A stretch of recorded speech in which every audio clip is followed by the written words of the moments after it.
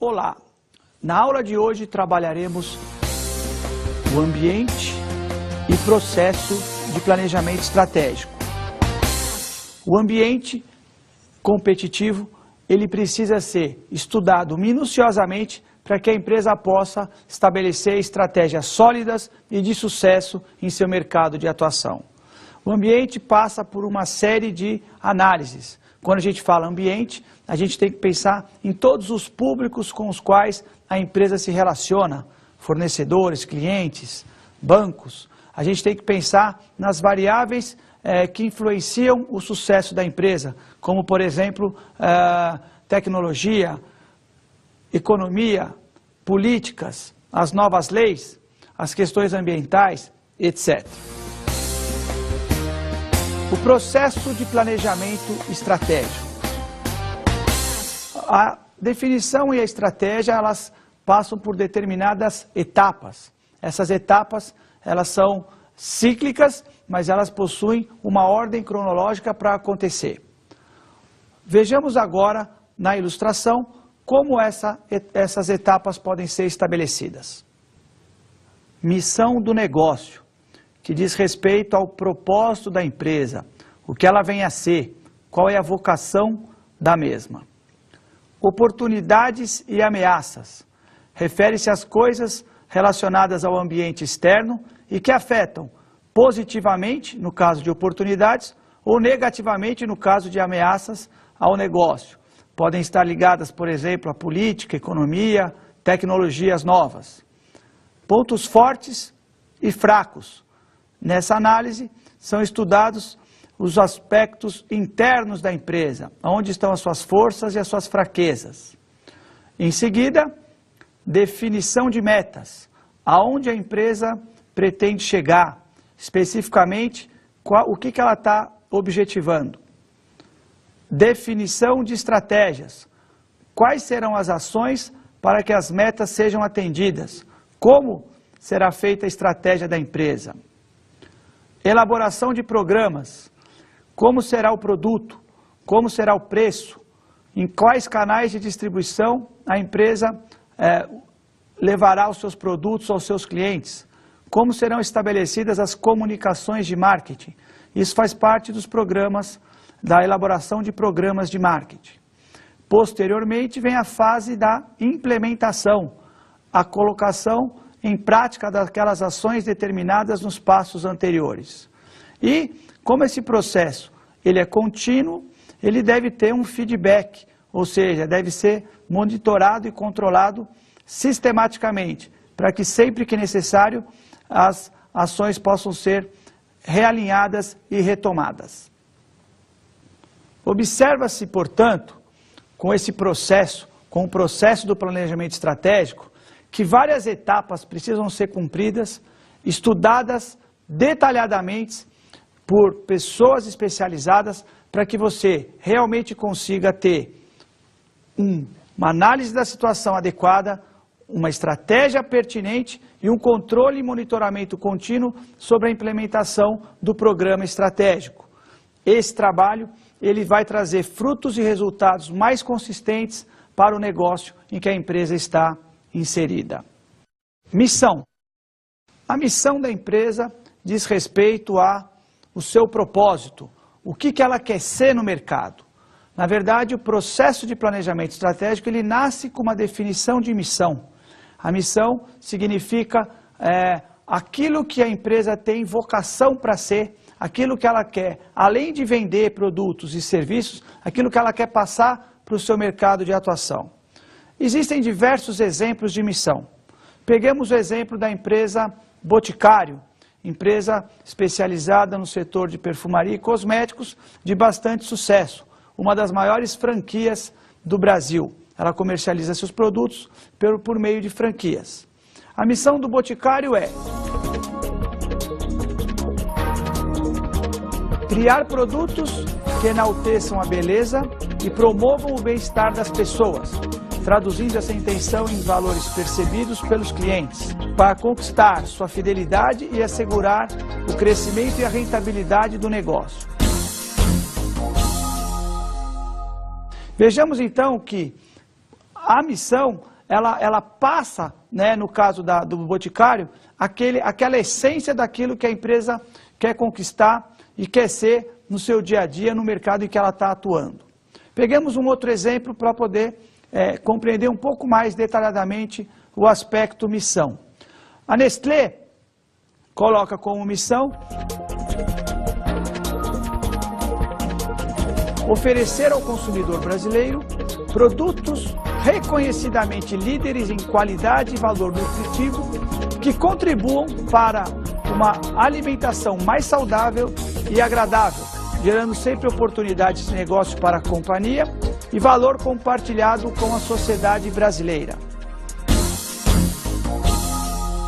A missão da Nestlé, assim como a do Boticário, expressa aquilo que a empresa quer ser, aquilo que ela quer passar, né? A missão, ela colabora com a gestão da empresa na medida em que os investimentos, quando realizados, quando alocados, levam em consideração aquilo que a empresa determinou como missão.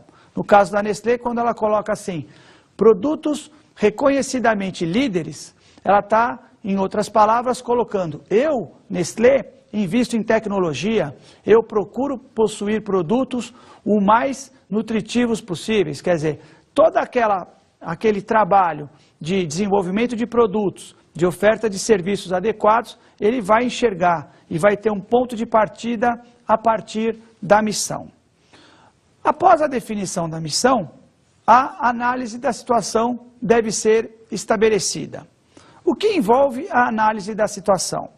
A análise da situação envolve a investigação das variáveis internas da empresa e das variáveis externas da empresa. Por variáveis externas, podemos entender tudo aquilo que acontece à volta, tudo aquilo que acontece no mundo e que, de alguma maneira, vai interferir no negócio. Podemos citar a política, uma nova lei, podemos citar novos concorrentes, podemos citar novas leis ambientais, uma realidade bastante atual no nosso mercado atualmente, né, na questão brasileira e até global. Então, esses são aspectos do ambiente externo. Da mesma maneira, a análise da situação envolve a investigação de aspectos internos da empresa, olhando para a realidade dela. Ou seja, quais são os pontos fortes, quais são os pontos fracos que essa empresa possui. Em termos mercadológicos ou de marketing, podemos citar a reputação da empresa, a marca. Ela pode ser tanto um ponto forte, como é para algumas empresas, como a gente já citou, Nestlé, Boticário, etc. Ou ela pode ser um ponto fraco, algo a ser trabalhado, algo a ser melhorado pela organização. Vamos agora procurar ilustrar a análise da situação pela investigação de um estudo de caso aplicado ao varejo brasileiro.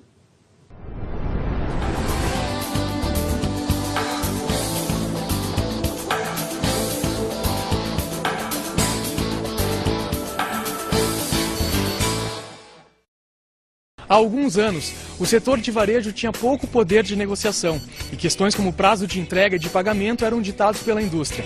Hoje esse segmento está altamente concentrado e devido a um intenso processo de aquisições e fusões, as 3 maiores redes de supermercados respondem por quase metade do faturamento do setor no Brasil. Para uma indústria, não ter seus produtos em uma dessas redes pode significar perder uma fatia de quase 10% do mercado nacional. Um episódio que tornou evidente o poder do varejo foi a recusa dos supermercados em repassar ao consumidor o reajuste de preços feito pela indústria, após a desvalorização do real, no início de 1999. Nessa ocasião, eles conquistaram o consumidor, ao serem vistos como seus aliados. O crescente poder de negociação do varejo é uma tendência mundial, e o profissional de marketing deve ficar atento a essas mudanças. Um perfeito entendimento das forças competitivas é necessário para que os negócios sejam bons para ambas as partes, varejo e indústria. Esse breve relato, referente ao varejo supermercadista no Brasil, mostra a dinâmica vivenciada pelas empresas em relação ao seu mercado de atuação. Historicamente, o varejo era constituído por pequenos supermercados, por pequenos estabelecimentos, normalmente familiares. Empresas com essa característica ainda existem espalhadas por todo o Brasil e até por outros países. Mas, cresce o número de empresas que se profissionalizaram, que cresceram e que possuem atuação, inclusive internacional, trazendo, portanto, desafios novos para os gestores de indústrias. Porque se eu não consigo ter o meu produto em determinados pontos de venda, muitas vezes a empresa não consegue chegar até o seu último cliente, ao consumidor final. A análise da situação, portanto, ela consegue passar para a empresa a realidade do seu mercado de atuação. E é importante que isso seja feito sistematicamente, porque em função de todo o momento que se vive na competição empresarial atual, tem-se muitas mudanças. E é importante que essas mudanças sejam acompanhadas bem de perto, porque empresas que param no tempo, muitas vezes não conseguem depois, quando percebem, recuperar o seu espaço perdido. O ambiente externo. O ambiente externo diz respeito a um conjunto de variáveis e conjunto de elementos que acontecem na sociedade e que precisam ser acompanhados pela gestão empresarial. O sucesso de uma empresa, o sucesso de um determinado produto ou serviço, ele passa pelo entendimento do que está acontecendo à volta. E esse ambiente, ele tende a ser cada vez mais complexo, pois os desafios colocados pelo contexto internacional e nacional, ele passa por uma análise minuciosa dos fatores econômicos, sociais, políticos, etc. Poderemos verificar essa complexidade através da seguinte ilustração. Nessa ilustração, verificaremos como o ambiente em que a empresa está inserida afeta decisivamente, em alguns casos, o seu sucesso ou o seu fracasso, as oportunidades ou ameaças que existem no ambiente de atuação. Também discutiremos ainda nessa figura a questão dos públicos interessados, algo bastante estudado pelos estrategistas, uma vez que há diversos públicos de olho na atuação das empresas no momento atual. Comecemos pelo aspecto político-legal. As leis são determinantes para as empresas em determinados contextos, em determinadas situações. Podemos verificar um exemplo bastante real em relação à comercialização de produtos farmacêuticos no Brasil. Diversos setores varejistas pleiteiam, reivindicam aos legisladores, ao ambiente político, a possibilidade de comercialização de produtos que não demandam, que não obrigam o receituário médico, como, por exemplo, analgésicos, que são comprados em drogarias e farmácias sem necessidade de consulta a um farmacêutico. Nesse exemplo, o que acontece é que a lei não permite que estabelecimentos sem um farmacêutico possam ser comercializados. É claro que esse aspecto ele é dinâmico. Essa lei pode mudar caso o lobby, caso o trabalho político daqueles que defendem outras classes de varejo consigam tramitar no Congresso uma mudança referente a esse determinado aspecto. Existem outros tipos de negócio, como os importadores, como os produtos exportadores, aonde uma taxação maior ou uma taxação menor vão interferir na rentabilidade do negócio, na quantidade e na facilidade de exportação e importação de produtos. Portanto, acompanhar os aspectos políticos, os aspectos legais, possibilitam a empresas de diversos setores uma oportunidade ou uma ameaça, caso seja alguma coisa que esteja dificultando o setor em questão. Os fatores econômicos afetam decisivamente a demanda por produtos e serviços. Em épocas de prosperidade econômica, em época de maiores concessões de crédito, produtos não básicos, produtos supérfluos, acabam tendo uma demanda crescente. Outros produtos, como produtos de cesta básica, eles são mais consumidos em épocas de recessão, em épocas de menor prosperidade econômica. Então, o acompanhamento do crescimento econômico, ele vai influenciar na venda de determinados produtos e serviços. Na realidade, na venda da maioria dos produtos e serviços. Os bens duráveis, por exemplo, eles são mais comprados, mais adquiridos, naquelas situações em que os clientes, os consumidores estão confiantes na economia, eles sentem, eles têm uma oferta de crédito maior, eles têm um crescimento na sua renda. Aí produtos como carros, eletroeletrônicos, eletrodomésticos são mais comprados. Portanto, os aspectos econômicos também devem ser acompanhados por empresas de todos os setores. Os aspectos socioculturais incluem todas as características essenciais de uma cultura, de um determinado povo e de determinadas localidades. Na realidade, desde quando as crianças nascem, passando pela juventude, pela infância, chegando à idade adulta, elas são, na verdade, elas vão adquirindo determinadas culturas, elas constroem relações sociais. Os produtos e os serviços, eles são comprados e consumidos também de acordo com a perspectiva sociocultural de determinadas localidades. Que tipos de alimentos se consomem? Que tipo de produtos se possui em casa? Como é que as pessoas vivem? Para onde elas vão? Que lugares elas gostam de, por exemplo, ocupar o seu tempo livre? Aonde elas gostam de passear? Entender os aspectos socioculturais facilita à empresa o entendimento de como ela deve fazer a oferta de produtos e serviços em seu mercado de atuação. Pessoas, por exemplo, que moram em cidades grandes, gostam e frequentam shopping centers, por exemplo.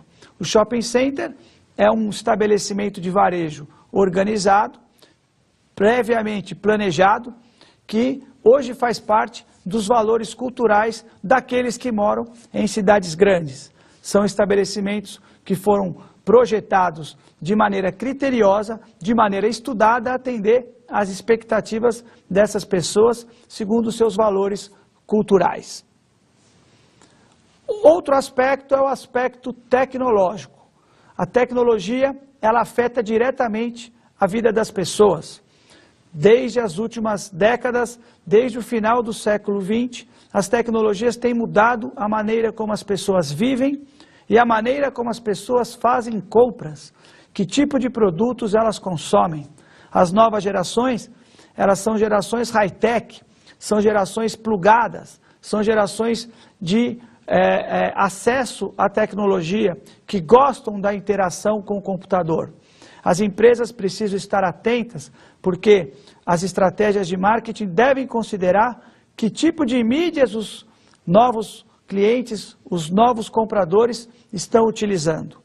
A tecnologia, ela também traz novos concorrentes. A tecnologia também pode ajudar na substituição de determinados produtos e determinados serviços. Todo o processo estratégico nos tempos atuais deve considerar as novas tecnologias que surgem rapidamente em diversas partes do mundo. E essas tecnologias, elas levam algumas empresas ao sucesso e, por outro lado, elas acabam antecipando o fim de algumas outras ou proporcionando um determinado fracasso.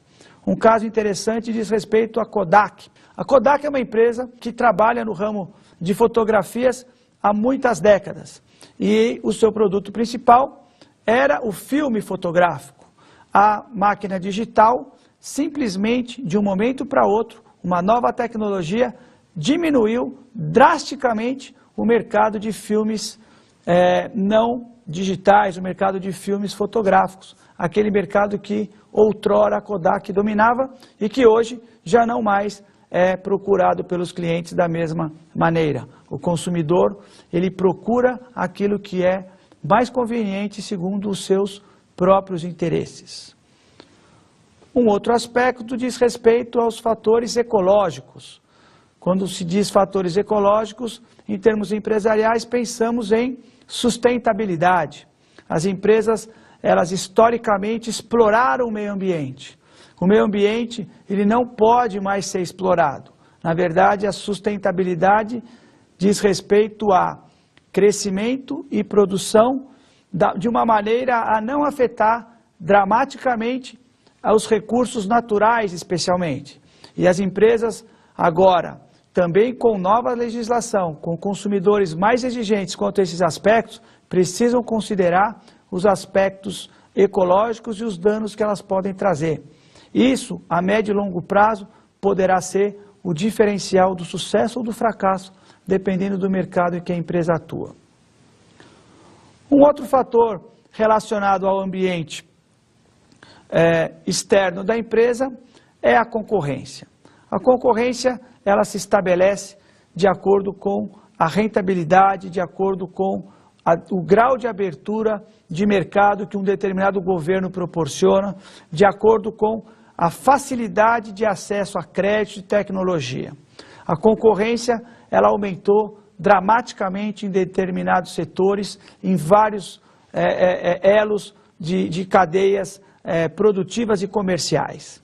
Hoje a concorrência, ela pode chegar em determinados pontos onde praticamente quase nenhum player, quase nenhum participante do mercado consegue ter um lucro adequado. A concorrência, ela tem um aspecto muito positivo para o cliente, para a população, até para o próprio governo, mas a empresa precisa monitorar a concorrência, verificar aquela concorrência que trabalha muitas vezes com margens muito pequenas e que a longo prazo podem levar determinados setores a se tornarem pouco atraentes para novos competidores. A concorrência, ela traz a obrigatoriedade de a empresa trabalhar produtividade, da empresa trabalhar redução de custos, da empresa trabalhar criatividade, inovação, diferenciação. Por fim, em termos de ambiente externo, podemos considerar as variáveis demográficas, os fatores demográficos. A demografia diz respeito às características da população.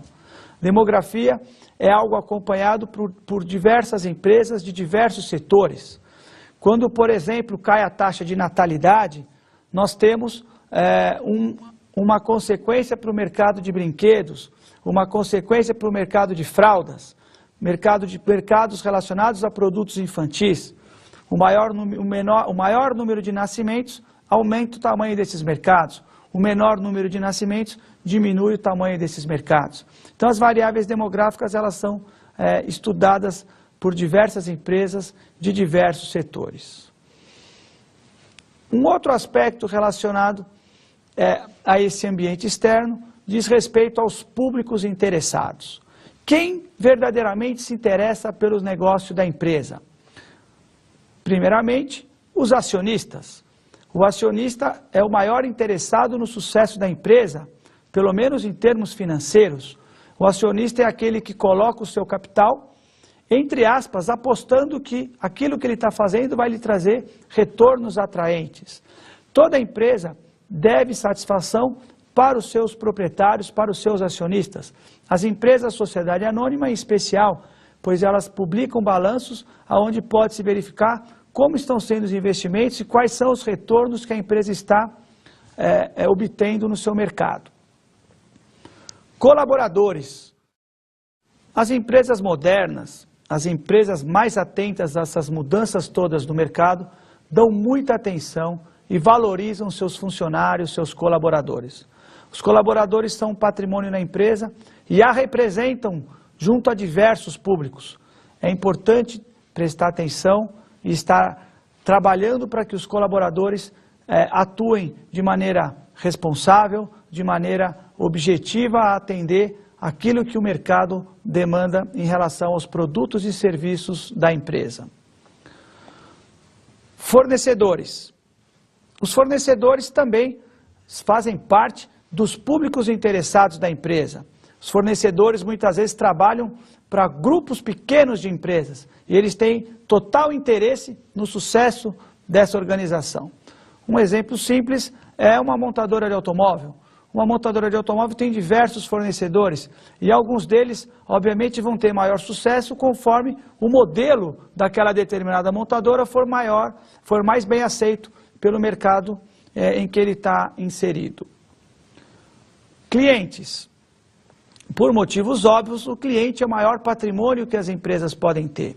O cliente é, sob a ótica de marketing, a razão de ser da empresa.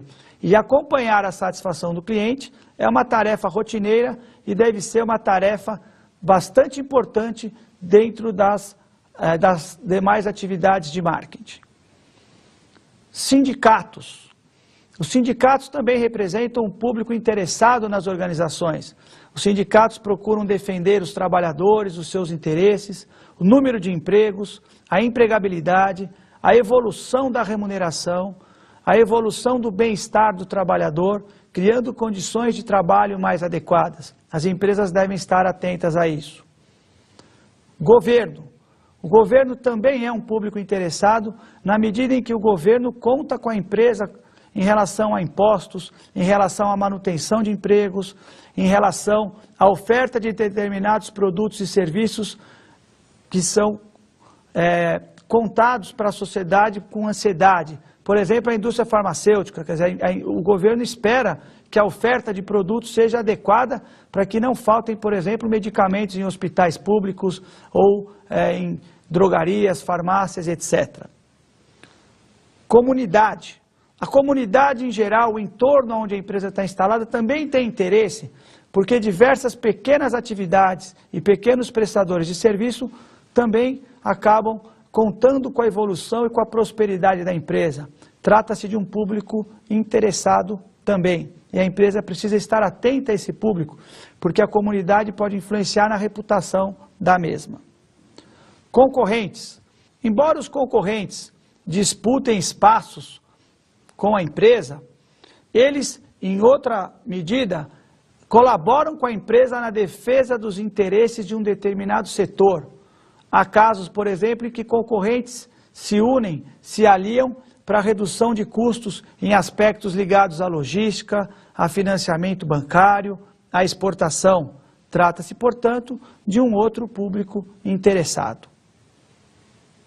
Verifica-se, portanto, que todo o processo estratégico ele passa por análises profundas e detalhadas de tudo aquilo que acontece no mundo em relação à empresa, aspectos que influenciam diretamente no sucesso ou no fracasso dos produtos e serviços. O conjunto dessas mudanças podem ser melhor percebidas no case que vem a seguir.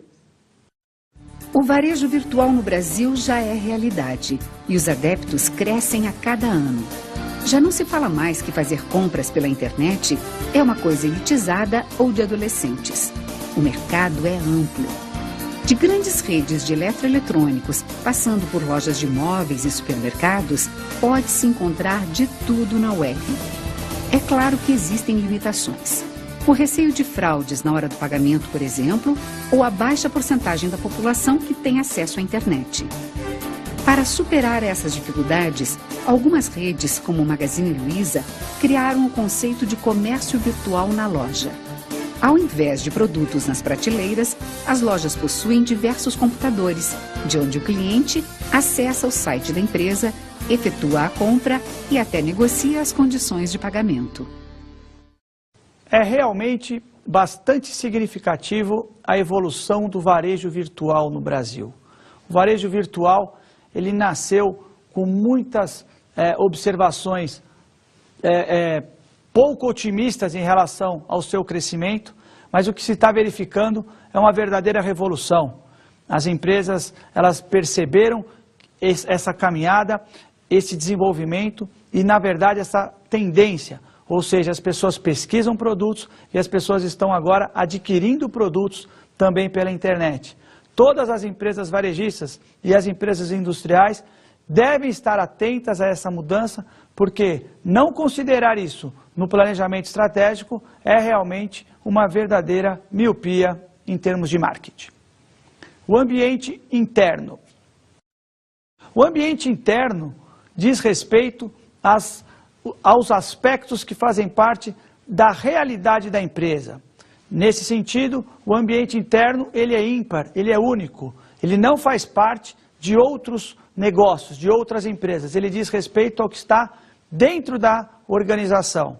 Podemos citar diversos exemplos. O ambiente interno, na realidade, ele investiga as forças e fraquezas que a empresa possui. Quais são as características internas que levam a empresa à frente?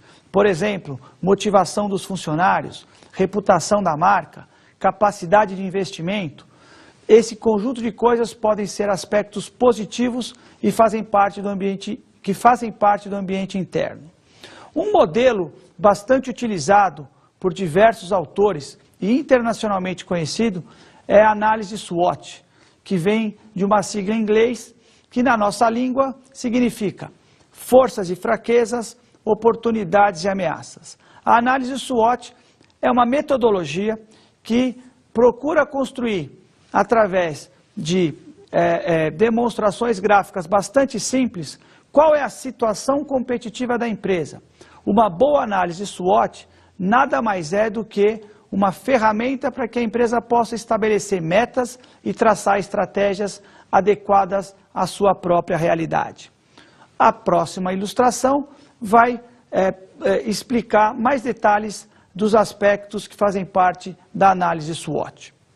Forças internas potenciais, abundância de recursos financeiros, marca forte, forte talento gerencial, tecnologia própria, fortes canais de distribuição, produtos com qualidade superior. Esses exemplos ilustram forças importantes que as empresas, quando conseguem adquirir, elas usam a seu favor para o estabelecimento de novas estratégias, para o desenvolvimento de novos produtos, para o estabelecimento de mais força em mercados de atuação tão concorridos. O outro quadro mostra fraquezas internas potenciais, recursos financeiros limitados, linha de produtos pouco abrangente ou ultrapassada, marca fraca, empregados pouco comprometidos, pouca habilidade de marketing. Nota-se, portanto, que fraquezas como essas podem comprometer o sucesso da empresa no médio e longo prazo, muitas vezes até mesmo no curto prazo.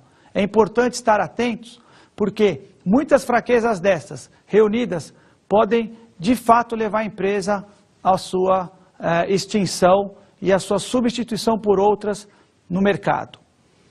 O outro quadro mostra oportunidades potenciais, crescimento do mercado, abertura de mercados externos, mudanças demográficas, novos canais de distribuição, crescimento econômico. As empresas inteligentes aproveitam as oportunidades disponíveis no mercado. Quando os mercados, por exemplo, estão em crescimento, cria-se um ciclo virtuoso, ou seja, a empresa produz mais, ela pode vender mais e assim naturalmente essa roda positiva acaba proporcionando melhores margens, maiores lucros e capacidade de investimento em produtos e serviços futuros. O outro quadro mostra as ameaças potenciais, novos concorrentes, novos produtos substitutos, produto em declínio, crise econômica, novas tecnologias, mudanças demográficas. Da mesma forma como as oportunidades devem ser aproveitadas, as ameaças precisam ser entendidas, interpretadas, analisadas.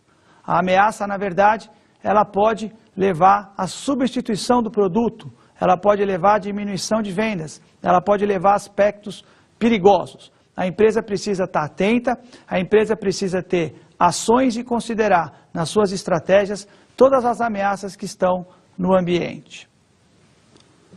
Assim, o entendimento de todo o contexto que envolve o ambiente externo empresarial, a compreensão do processo do planejamento estratégico, que passa pela identificação da realidade da empresa e do ambiente à sua volta, poderão trazer para o gestor, para o estrategista, ferramentas e informações adequadas para o estabelecimento de novas estratégias com metas criadas de acordo com a realidade concreta que as empresas vivenciam.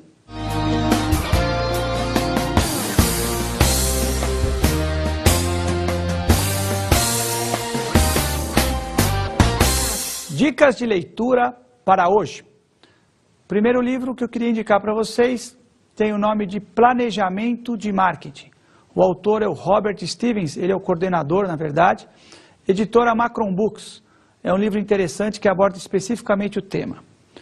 Outro livro é Gestão de Marketing, coordenado pelo professor Sérgio Roberto Dias. Ele é o autor que coordenou o trabalho. Os capítulos 16 e 17, especialmente, trabalham desse tema que trabalhamos na aula de hoje. Esse livro é da editora Saraiva. Uma outra obra é o livro Princípios de Marketing, capítulos 3 e 4, de Charles Lamb, Joseph Hare, Carl McDaniel, da editora Thomson. Esse livro também especifica esse processo do planejamento estratégico, análise SWOT. Uma outra obra, Administração de Marketing, um clássico da literatura do assunto, cujo autor é o Philip Kotler e o Kevin Keller. Eles escreveram em conjunto essa obra. Editora Pearson, um dos livros mais significativos em termos de processo de marketing.